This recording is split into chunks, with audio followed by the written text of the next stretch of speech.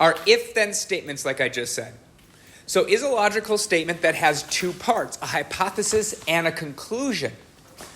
So our statement is, if an animal is a robin, then the animal is a bird. Did you notice how I did not underline if or then? Those are not the hypothesis or conclusion. Don't put if in your hypothesis. Don't put then in your conclusion. So my hypothesis, like I said, is the letter P. That's what I have the space for. So if you ever see P, it stands for hypothesis. If you ever see the letter Q, that is our conclusion. So that's what those spaces are for. Now, based upon what I just said before, does anyone have a guess at what our hypothesis is? Once again, if you do not want to share your answer, that's okay, but you should have an answer in your head. Just in case you're wrong, then you can understand it. So everyone get an answer in your head right now. What is the hypothesis? And then what did you come up with your hypothesis? An animal is a robin. An animal is a robin is our hypothesis. An animal is a robin. What I typically do when I get to an if-then statement is I actually circle the statement and I go ahead and I write a P right above it. So then I know later on if I have to write it out, I know exactly what I need to write out. I circle that entire an animal is a robin. I'm glad you didn't say if, because if is not part of the hypothesis. The hypothesis is the statement, not the if portion. All right. What does that mean the conclusion is then? Yeah, Oliver. The animal is a bird. The animal is a bird. So once again, if I had this on a test, I've already have circled this and put a Q by it. That way, when I have to write it down, I'm like, okay, just whatever I circle for Q, and that is, whoop, let's get out of pink. The animal is a bird.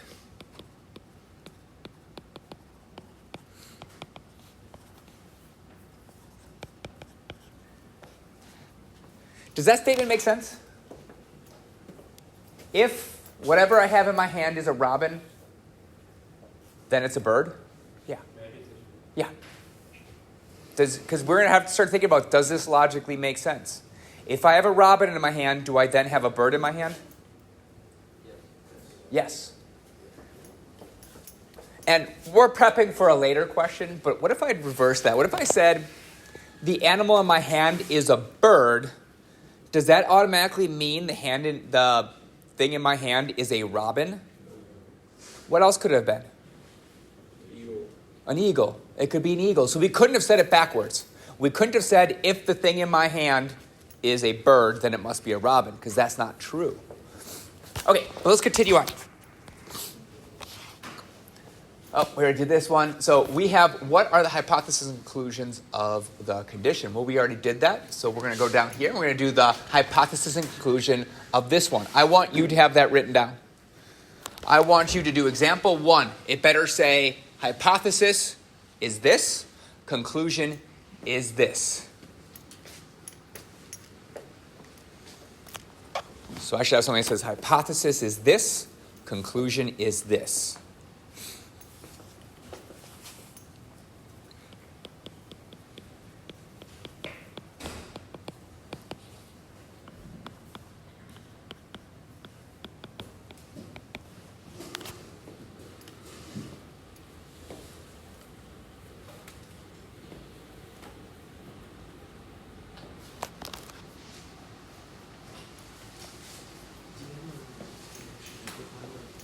What was that? 130. I guess I could put a degree symbol on there. Other Joseph. Did I paint you in the corner, or can you do the conclusion for me? I can do Okay. the angle is obtuse. The angle is obtuse.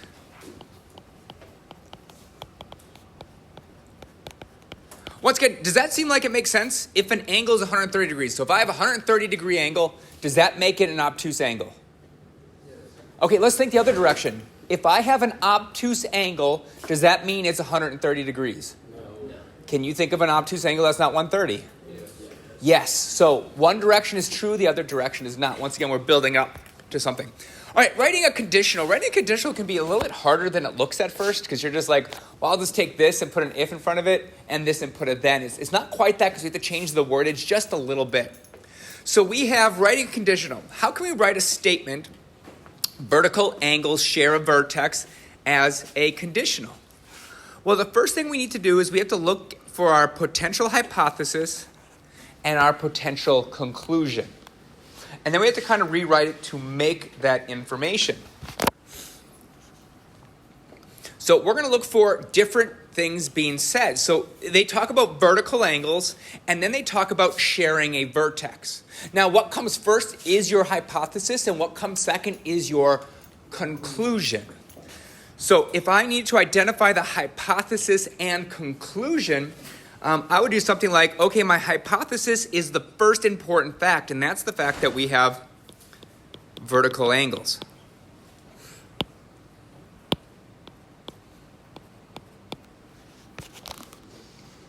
So we need vertical angles.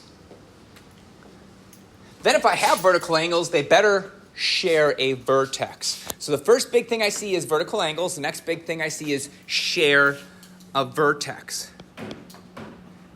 So my conclusion must be that they share a vertex. So what I basically did is I just separated this. Put a straight up line that said, okay, they're talking about vertical angles and something sharing a vertex. Those are the two statements being said. Now, like I said, we have to change the words a little bit. We can't just put if vertical angles then share a vertex. It's got to make sense in an English class. And I'm pretty sure if you go to your English class and you tell your teacher if vertical angles then share a vertex, that sounds very Cro-Magnon of sorts. So we need to change it just a little bit. Basically, we're saying, well, we don't know if we have vertical angles. So I'm saying if we have vertical angles, or if there are vertical angles, or something of those along those lines that you're saying, if I can see vertical angles, if I draw vertical angles, there has to be some kind of if. So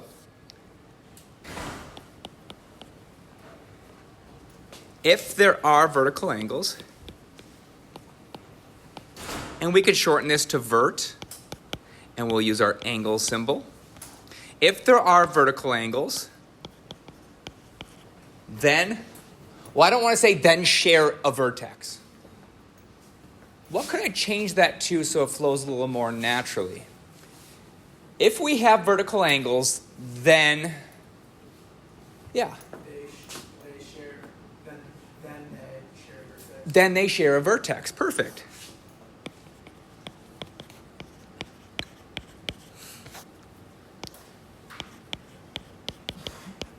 And I'll be honest, some people are terrible at just writing it as a perfect English statement. They just kind of mix it up. Your big thing on these is locate what's your hypothesis and what your conclusion, and try your best to write a sentence that makes sense in that right. If it's close, I'll give you points. As long as you know what the hypothesis and conclusion are, you get full points. Obviously, if you didn't try at all to write it as a sentence, then we have a little bit of a problem, because we have to have that logical way to be able to disseminate that information to someone else. So if Daniel needs to know what we're talking about, you can say it as a full sentence. You don't say it as like a truncated thing. All right, so that's how we go from sentence to a conditional. Now we're going to talk about a counterexample. Now, I've already been prepping us for this. An if-then statement doesn't have to be true. If you drive a car, then you'll pass this class. Is that 100% true? No.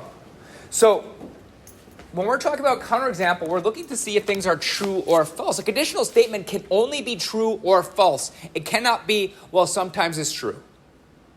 If it's ever false, even if you find one example that's false, it is 100% false. So once again, an if-then statement must be true or false. There is no in-between. If an if-then statement is not true, that means you can find at least one example for which the statement is false. And to prove it's false, you must have a hypothesis that is true, but you make the conclusion false. So the counterexample must make the hypothesis true, but the conclusion false. So let's go back to that bird example. So we said, if I have a robin in my hand, then I have a bird in my hand. Does that make sense? Is that always true? Yes. If I have a robin in my hand, then I have a bird in my hand. Is that always true? Yes. Can you think of a robin I could have in my hand that's not a bird? Fictional character. Well, I just mean what we're saying. I actually have a robin in my hand. That is actually true. If I have a bird that's a robin, not like something else that's named a robin, then I have a bird. Let's go the opposite direction. I now have a bird in my hand. Danny, pay attention. If I have a bird in my hand, does that mean I have to have a robin in my hand? Someone come up with an example of a bird that's not a robin. We said eagle, right? So an eagle would be a bird. That would make the hypothesis true, but the conclusion would be false. It's not a robin. So in order to be a counterexample, hypothesis has to be true. The conclusion is false. I'm saying this a million times because people mix this up all the time. Hypothesis has to be true. Conclusion has to be false. All right, so is the conditional true or false? If it's false, you must find a counterexample. If a month has 28 days in it, then it has to be Friday. Is that a true statement? If that month has 28 days in it, does it have to be February? Yeah. If you're telling me no, what's a counterexample to it? Mark, every other month. Any other month, right? This is a false statement. Let's go with March.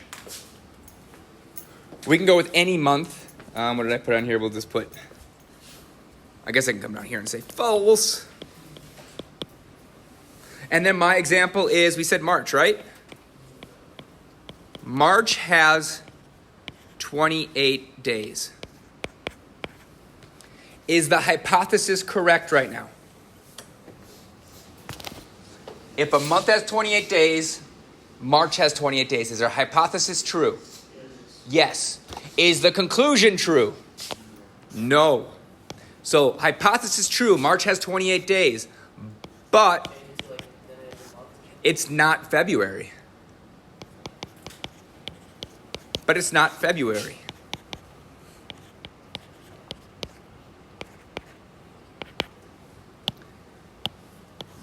So our hypothesis was true, but our conclusion was false.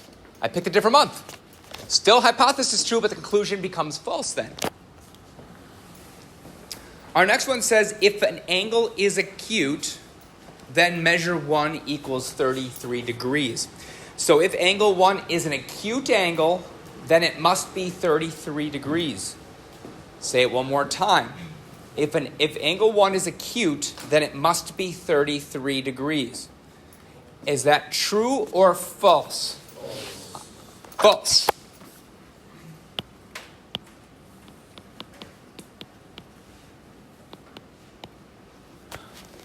What would be a counterexample? And don't just shout it out. What would be a counterexample? I want everyone to think about a counterexample for this one. What would make the first part true, but the second part false? And I want you to write it down. Then I'll call on someone. Write down what you think would be something that makes the first part true, so you have an acute angle, but the second part is false. Now, this could either be a picture. You could write something down.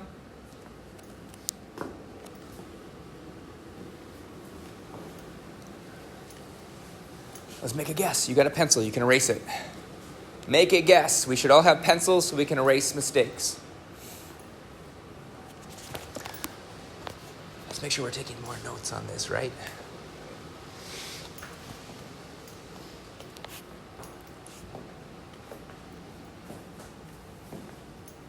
Shout out an example. 34. Another example. 44. Someone else. Name another one. Greater than 90. What was that? 54. Not greater than 90. We have a problem if it's greater than 90. Let's pick one that's greater than 90. So 91 would be greater than 90, right? If I made this 91 degrees, would the hypothesis be true? So if I wrote down, I'm glad you said that, but 91 degrees, would that be an acute angle? No. It would be obtuse, so that'd make our hypothesis false, which would not be a counterexample. So it has to be less than 90 degrees. So let's go with, let's say it's 33 degrees. Measure of angle 1 equals 33 degrees. That makes the acute portion true. So this part is true. So measure of angle 1 is 33 degrees. Oh, not 33 degrees. Why can't I pick 33 degrees? It would actually make it true, right? What did we say? Who said the first one? You said 34 maybe? 34. Let's go 34 degrees. 34 degrees, is that acute? Yes. Is that equal to 33 degrees? No. So we could go 34 does not equal 33, so it makes this second part false. So it has to go true, false. It has to. Once again, a counterexample must go true, false. First part has to be true, second part has to be false. All right, if a measure of angle 1 equals 33 degrees, then angle 1 is acute. So we have an angle that's 33 degrees. Does that automatically mean it's acute? Yes. So is that true or false? It's true. So this one would be true.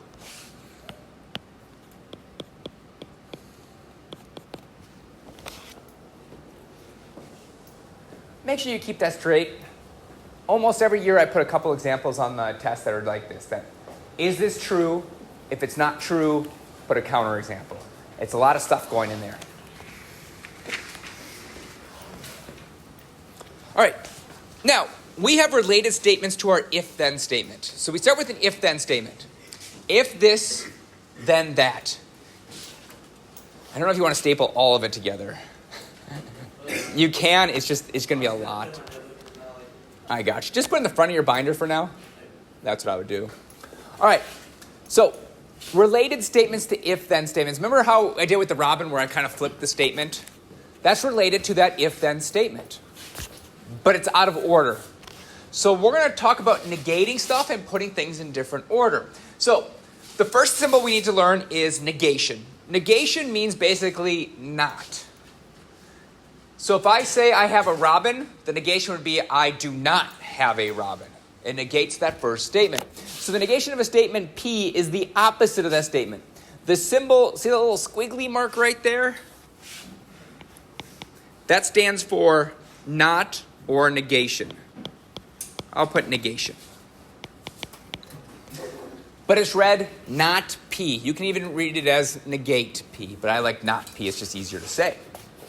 So if the sky is blue, so I have the sky is blue, the negation would be the sky is not blue.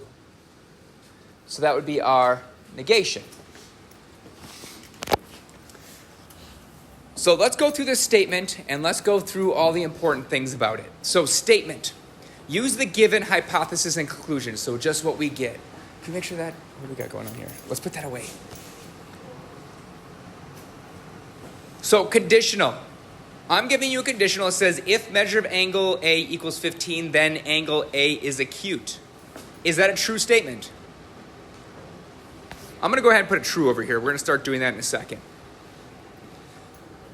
The symbol is P then Q.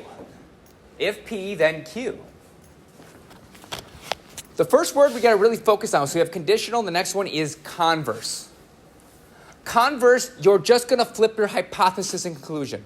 You're just going to take your hypothesis and conclusion and flip their locations. So now I'm going to have if angle A is acute, then the measure of angle A is 15. Is that true? If angle A is acute, does it automatically make it 15? No. So that'd actually be false. So we start with a hypothesis and a conclusion. We flip it, and now we have a converse. The next word we're going to cover is inverse. Inverse is you take your regular if-then statement and negate both of them. So we keep the P and Q in order, so it's the same order as before, but we put not in front of it. So this is not your hypothesis, then not your conclusion. This says if measure of angle A does not equal 15, then angle A is not acute.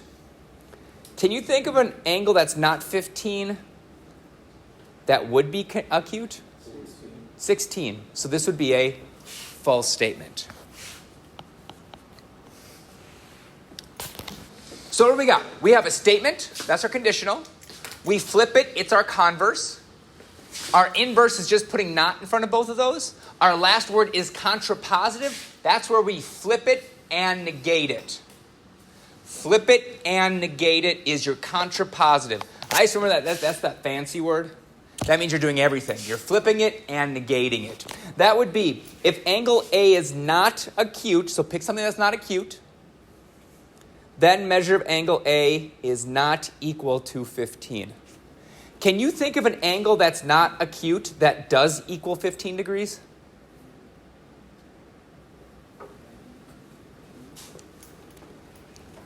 What does an angle have to be not acute?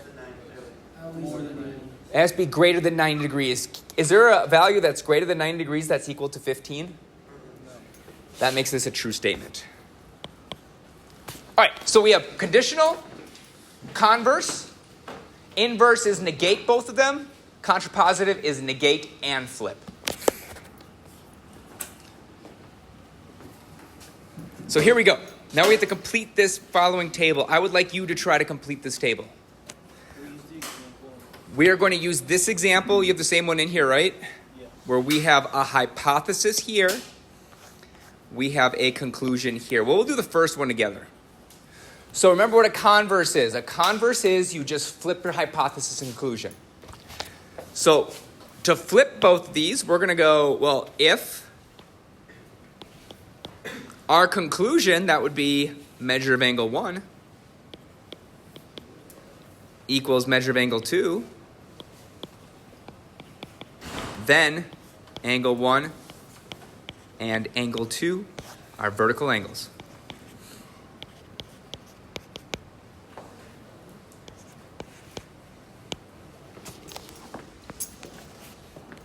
So it's still vertical angles, then the equal sign. But we're going to put not in front of it. So if we have, so our first hypothesis was if angle 1 and angle 2 are vertical angles. So to make it an inverse, I'm just going to say, well, they're not vertical angles.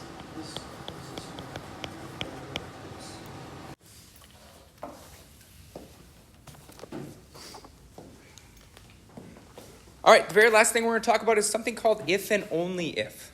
Now, the question came up, is the converse always false? No, a lot of times the converse is actually true. And that's something called a biconditional statement. That is a statement if the conditional and its converse are both true, then it's something called biconditional. So it's if they're both true, so if the statement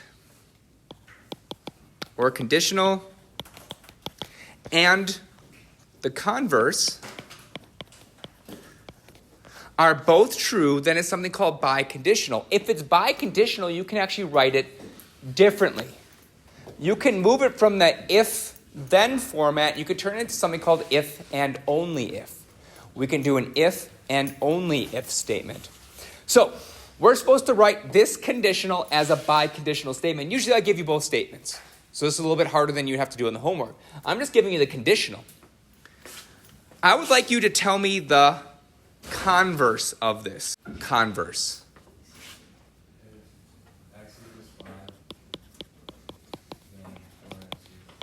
Perfect. So we should have circled this and said, well, that's my hypothesis. X equals 5 is our conclusion.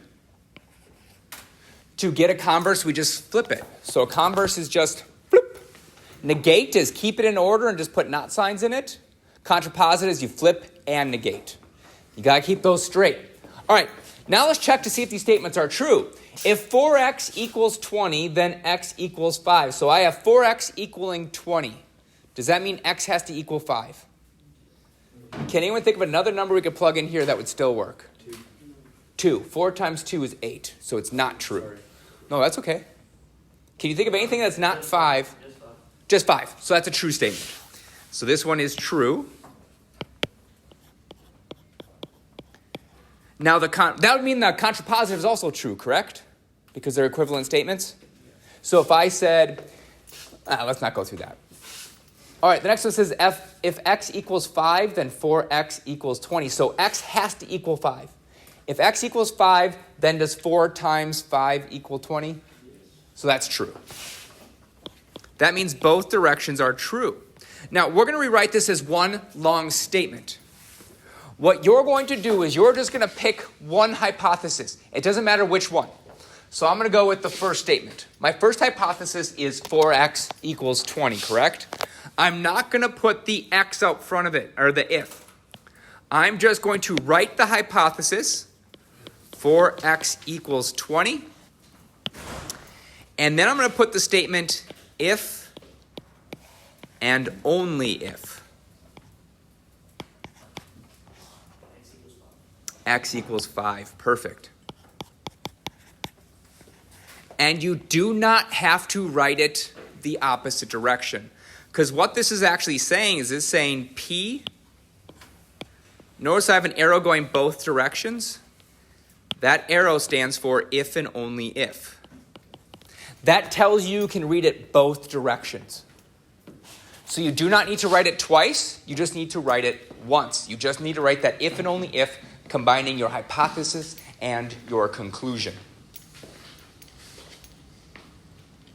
Any questions on anything we covered? Okay, the rest of the time is for you to work